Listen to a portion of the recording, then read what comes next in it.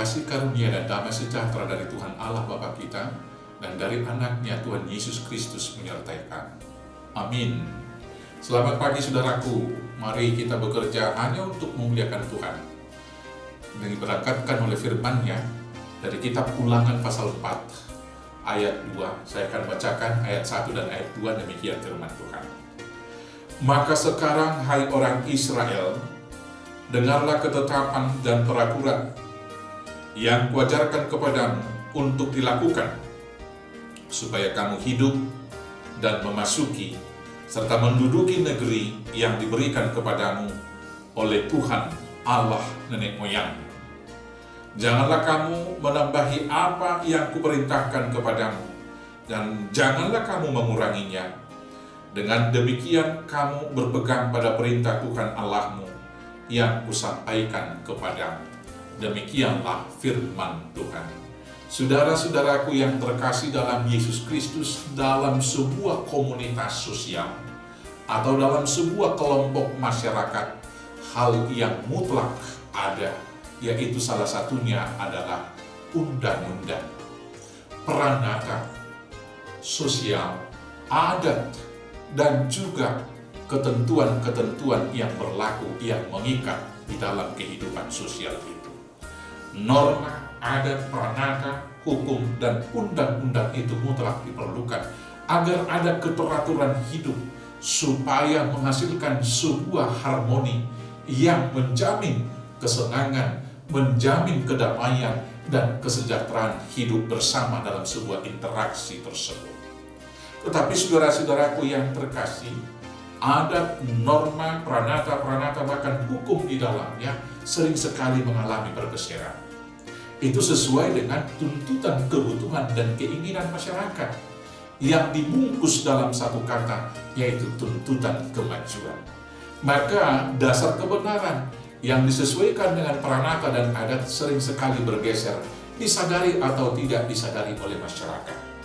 Salah satu contohnya dalam masyarakat adat Batak kita, yaitu adat untuk melakukan penguburan bagi orang yang mati, yaitu sahur matua. Esensinya, orang yang sahur matua adalah yang meninggal pada usia ketika semua anak-anaknya sudah menikah. Tetapi pada faktanya, pada saat-saat terakhir ini, sudah sering kita mendengar ulang sahur matua, padahal masih ada anaknya yang belum menikah. Alasannya adalah dia sudah bekerja mapan dan lain sebagainya. Padahal esensi sebenarnya, ketika tidak menikah, itu juga menjadi bagian dari beban hidup dan juga hutang adat dari seorang orang tua. Tapi hari terakhir ini, itu sudah bergeser. Orang yang sudah mapan hidupnya, kalaupun tidak menikah, dianggap sudah bisa dikatakan sahur matua. Demikian juga dengan perkawinan saudara-saudaraku yang terkasih. Perkawinan itu dasarnya adalah sesungguhnya yang dipersatukan oleh Allah tidak dapat diceraikan oleh manusia. Tetapi angka perceraian dari setahun ke setahun semakin meningkat karena orang berpikir sekarang ini sepanjang saling membutuhkan, sepanjang saling menguntungkan, maka perkawinan itu dapat langgeng. Tetapi ketika satu dengan yang lain sudah tidak cocok dan tidak lagi saling menguntungkan, maka seolah-olah sah-sah saja perceraian. Saudara-saudaraku yang terkasih, bila kita berpatokan dengan semua norma, peranata, hukum-hukum sosial yang kita buat dan kita sepakati bersama, maka bisa saja kita pelan-pelan ditarik dari akar kebenaran yang dari Allah. Maka karena itulah umat Israel ketika memasuki negeri Kanaan, Tuhan memberi hukum Taurat kepada Musa yang menjadi dasar hidup, yang mengatur hubungan mereka secara sosial, secara horizontal, dan juga yang mengatur hubungan mereka secara vertikal kepada Tuhan Allah.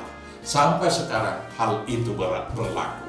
Biarlah apapun zaman dan sampai dimanapun kemajuan yang telah kita lewati dan akan kita hadapi, kiranya ukuran kebenaran itu jangan pernah berubah.